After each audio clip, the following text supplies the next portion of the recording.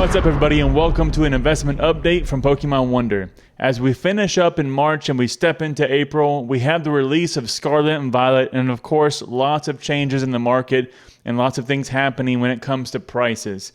So as I had promised, I go through what I've shared with you so far, and I update those prices so that we can start to get a grasp on what's happening in the market. How does that impact perhaps some of your sealed investments? And of course, we want to look into the future now as well. How does it look now with Scarlet and Violet on the market? So today we're going to dive right back into the numbers. You know how I like to do it. I like to see it so that I can actually quantify it. And I'm going to share that with you here today. So I focused primarily the first set of updates around the Sword and Shield. We just finished the Sword and Shield era. And now we stepped into Scarlet and Violet. And so it's really been interesting now. I've gotten to see the first transition out of one series to the next and what that starts to do. And of course, see that in real time versus seeing that from just a historical standpoint is also really good to make sure that we're calculating things in the right way. We're looking at the numbers in a realistic way as well. And of course, we account for things that are changing in the market that wasn't there 5, 10, 15 years ago. So one of the first things I did was I updated all the prices for the last solds. I tried to grab something from this week, if not just last week if I could. Tried to get as many of the listings from April so that it's a very current price. As always, I'm using TCG Player and eBay as to two main sources. And of course, we're looking at sold listings, not current listings. So we're something that somebody actually paid for this product.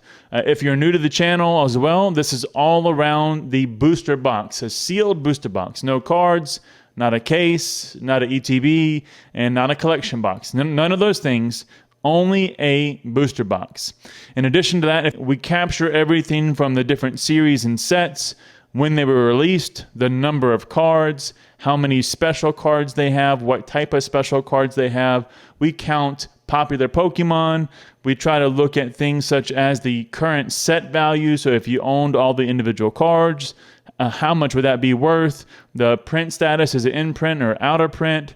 The ROI, if you purchased it on release date. We take all of this into account and we try to give you the best information we can given what we know today. So as a quick update from Sword and Shield, what we'll see very quickly is that, as you'd expect, the beginning of the Sword and Shield era, the ROI definitely went up on that. We now see some last solds around $2.99. So that definitely is a big jump from last time. Let me zoom in just a little bit for you, just in case that's a little too small to see. We see some last solds at $2.99, and that gives us an ROI of 203%. And again, only 3 years. Now this obviously isn't in print anymore. And if we take a look over here at the right, we can see that we have only 9 popular Pokemon. We have 14 special cards in this set. And let me go ahead and hide the playability score because we're still not yet incorporating that one. And we have an investment score of 326 with a buy now score of 81. And again, another recap for you if you're new to the channel. The investment score gives an indicator as to which products in your current portfolio are very likely to grow over time in terms of value. The buy now score is going to be the ones that you don't yet have in your inventory and you would like to buy, and which ones might give you the best value based on current price, based on, again, all the other factors that we mentioned so far. And so those are the two scores that we're going to be referencing as we go through today's updates. If we now look at Rebel Clash, just going vertically down in order of release dates, Rebel Clash also jumped up a lot. Not the best set, really, but it surprisingly sold on TCG Player for $257.99, giving you a 161% return in just 2 years, because that was released on, let's see, May 2020, okay? We have roughly 17 special cards, 6 popular Pokemon, and the set value is about the $400 range. So it's about the same as the Sword and Shield base set, but it also is not in print anymore. So it definitely jumps up as those things start to occur. And especially as we move into a new series, the series that we just left starts to creep up very quickly. I won't read every one of these, but you can see quite easily the top 3 right now, given the current selling prices, is going to be Evolving Skies at 299%. The base set has jumped up to 203%. Trailing in third place is the Rebel Clash, which again, I'm very surprised on. I'm guessing maybe because it's just the timing in terms of how old the set is, at 161% return. And then we start to dip down into the 50s, 20s, 45s. The next highest one is going to be Brilliant Stars. That was the sleeper set that everybody talked about the last 6 months.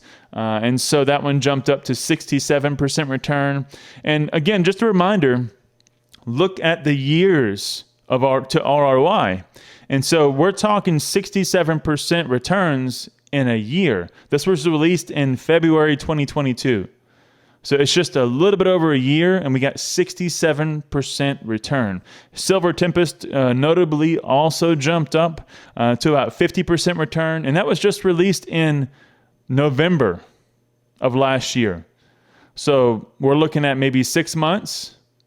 So within that short time frame, we are already jumping to a 50% return.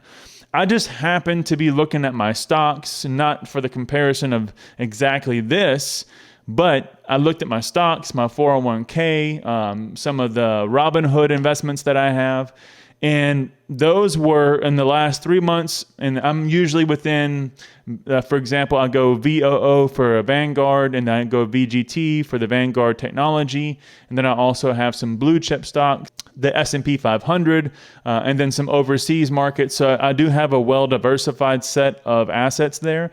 And for the past 3 months, you're looking usually between 12 and 13 to 14%. That was the gains that I had, generally speaking, across that entire portfolio between 401k and stock investments.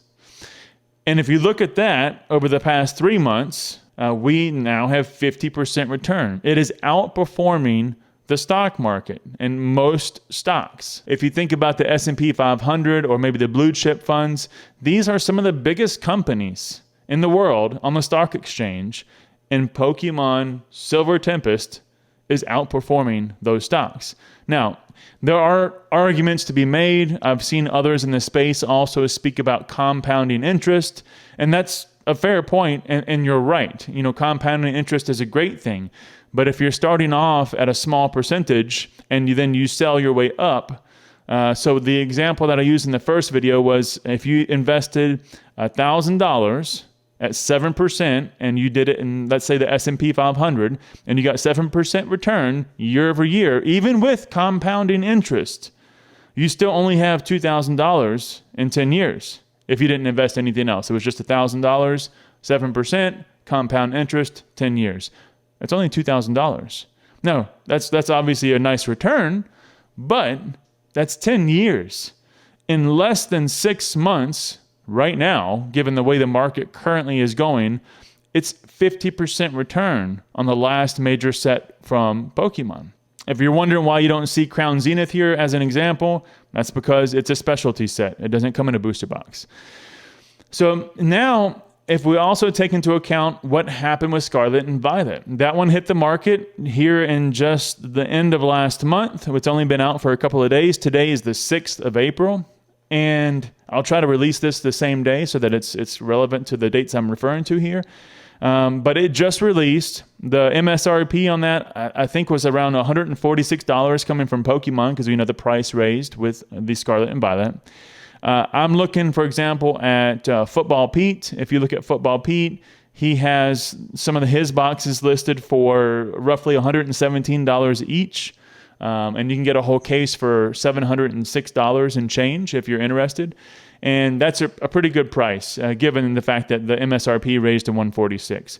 By the way, Football Pete was one of the big sellers on eBay. If you don't know, it's a decent place to get some good prices from your Pokemon cards, especially when you're buying in large amounts. So if you look at that, you can see that the Scarlet and Violet set is not doing well in terms of profit, right? In terms of value as it got initially released. All the individual cards are representing much of the same. You don't have $200, $300, $400 chase cards. You have $20, $30, $40 cards. Even the Merriams, for example, the Miraidons. Those are just simply a $30, $40 card nowadays, which is fine. That's perfectly fine because it does make that a more affordable set for everybody, which is a beautiful thing. But it also now gives a really interesting indicator from an investment perspective, because this was something I was waiting for to see as a new set comes out. And when I'm looking at it through this lens with these metrics in mind, what happens, especially as we're changing borders, we're changing series, we're changing card information and layout. A lot of things changed with Scarlet and Violet. With new Pokemon, you name it, it was probably the biggest change they've ever done, at least in English. And with this in mind, when you look at the Scarlet and Violet, we're at a negative return based on MSRP from Pokemon, of course. So obviously, if you bought it at 117 and you're just sitting on it, then you're fine. You're not losing anything. Now, the set probably won't go up, right? It just came out. Look at the sets that just came out in the previous series. They're already sitting at about 6 months. They're already went up by 50%. Let's look at the lowest one. What's this lowest one here at 30%? Maybe this one, 26%. And of course, it's Battle Styles. I'm sorry, Battle Styles. You seem to be the redheaded stepchild every time we talk. So in this case, Battle Styles was the worst performing set in all of Sword and Shield era, and it's 26% over, 2 years. Still better than the stock market. So from the point of view of the Scarlet and Violet, though, we have a negative 19% return. And again, if you were sitting on it from the 117 purchase price, then you're fine. It'll probably go down a little bit more, a few dollars maybe, not too much more probably than this, but maybe it'll get around 100. But people are going to be opening it. Definitely the individual cards will start to drop, which will also have an indirect/direct impact on the booster box prices and booster case prices. So I think it will drop a little bit. But again, we already have Paldea Evolved already being announced. I got my pre-order in for some of the ETBs. And as soon as that comes out, they're going to be moving on to the next one. They're going to announce the next series. So give this 6 months, just like we did with Sword and Shield on Silver Tempest, and we're going to start to see that bounce back up slowly. And for me, there's a couple of things I also don't have accounted for here that I think are interesting is this is the first English set with silver borders. That to me is a huge indicator for what we're going to see as we go forward, because we're going to keep that, but it's the first transition. So talking about the last set being Silver Tempest, and then of course Crown Zenith being there as well, and then moving into Scarlet and Violet as that transition, those few sets, in my opinion, are going to be very, very valuable in the future because it represents the end of something and the beginning of something else. Not just the set and the series changes, but the actual card, the format, the coloring. It's something I think is going to be sought after 5 years, 10 years down the road. What was that first set that had silver borders? What was that last set that had yellow borders? I think that's going to be a thing that people are looking for. But let's dive back into the investment side of this. The Scarlet and Violet set has 60 special cards, the most cards out of all the different sets in all time. So it has the highest number. Now, it only has 9 popular Pokemon. Again, very controversial list. What are the popular Pokemon? This, I think, also indicated to me this probably has to be updated because we're introducing a lot of new Pokemon, and I based the original popular Pokemon set on individual card prices since base set all the way until at the time of Silver Tempest. And I looked at the highest value cards, and of course the ones that everybody likes, the Pikachus, the Charizards, the Venusaurs, the cards that you sought after when you opened all the historical sets, and they have some of the highest dollar values for individual cards. That's how I built that list. And when you look at Scarlet and Violet, there's some new Pokemon here that just never existed before. So I definitely need to take that into account, and I don't have that done yet. Right now, it's 9. But if you look to the right, we look at the set value. The set value is only $733. As a reminder also, I take into account if there was a Galarian Gallery and the base set. I look at both of those and I add it together. And for now, I did not do this for the Sword and Shield era because you have all the promos that spanned across every one of the sets. I'll probably end up adding that to each one and just dividing it evenly just so you have somewhat of a distribution of that value into the sets. But it kind of sits on its own. For now, because Scarlet and Violet just came out and it is the base set, I've actually included the values here at $710 for the general set and then the $63 for the promos. There's not that many, obviously. They just got started, but I did combine those two just to try to give it a more well-rounded value at the moment. It's obviously in print, and then we have an investment score for Scarlet and Violet of 4,053. Why? Well, I had to adjust the calculation. When I looked at this and the way that we were calculating it before, we never took into account, well, what happens when the price is below MSRP? How do we take this into account and then also consider, well, is it also in print, right? What's the number of special cards? Is it something that should be sought after, or is it simply below MSRP because nobody wants it? And so that's a tricky problem to solve. But I gave it a whirl, and I think it's a pretty good adjustment here. And you'll also see, if you're comparing this video to the last videos that I did around these numbers, they also change because I'm improving that score as we go along. But the same general consensus of which sets were the best sets are still pretty much the same, but the numbers change slightly to take some of these nuances into account. So the investment score is sitting at 4,053. In other words, it's a great set at a really good value that over the long term, because we're not talking about 2 months, 3 months, 6 months, even though I did kind of hone in on this whole 6 months with Silver Tempest, it was just to point out how much it grew in a short time. When we talk about investment on this channel, we're talking about decades. We're not talking about 1, 2 years. We're talking about 10, 20 years. If you look at that long-term span, the Scarlet and Violet set right now is a great, great buy. You can get it below MSRP. It has 60 special Pokemon in it. It has a Pokemon score of about 9 for now. The set value after just coming out is about a third of some of the other ones that we see here. For example, the Evolving Skies being row number 91 here, and having a $2,594 value. And it's about a third of that, right? And so then if you look at that, it's not too far off. And then from there, we have a buy now score of 8,107.